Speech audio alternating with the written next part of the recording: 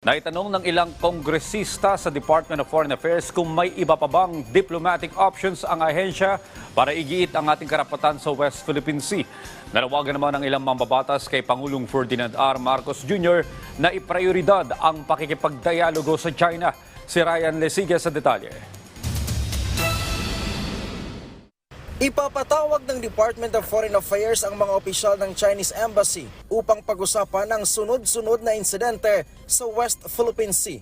Sa plenary debates ng Kamara sa 2024 proposed budget ng DFA, inusisa ni OFW Party List Representative Marisa Magsino kung meron pang natitirang diplomatic options ang ahensya upang igiit ang karapatan ng bansa sa WPS. Tila nagiging procedural formality na lamang daw kasi ang paghahain ng diplomatic protest ng DFA laban sa China, lalo't hindi nito pinapansin ang reklamo kahit may paglabag sa iginawad na arbitral ruling sa Pilipinas.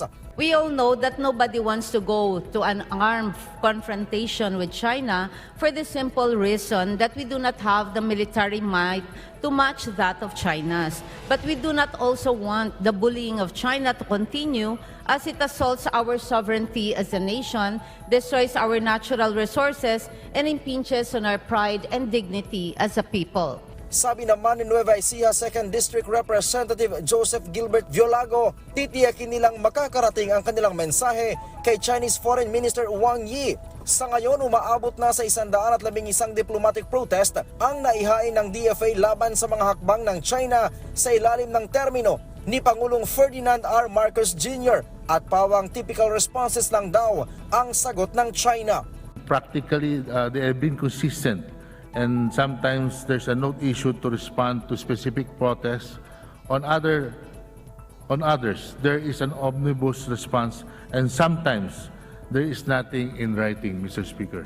Sa interpellation naman ni ACT Teachers Representative Franz Castro, umapila siya sa gobyerno na gawing prioridad ni Pangulong Marcos ang pagkikipagdialogo sa Chinese government. Partikular na rito ang pinakahuling insidente sa Rosal Reef. Nakikita natin na ang ating Pangulo naman ay firm ang kanyang resolve na talagang tapusin na ang isyong ito sapagkat alam mo ginagawa po ng China talagang nakakagambala na sa ating bansa, Mr. Speaker, Your Honor.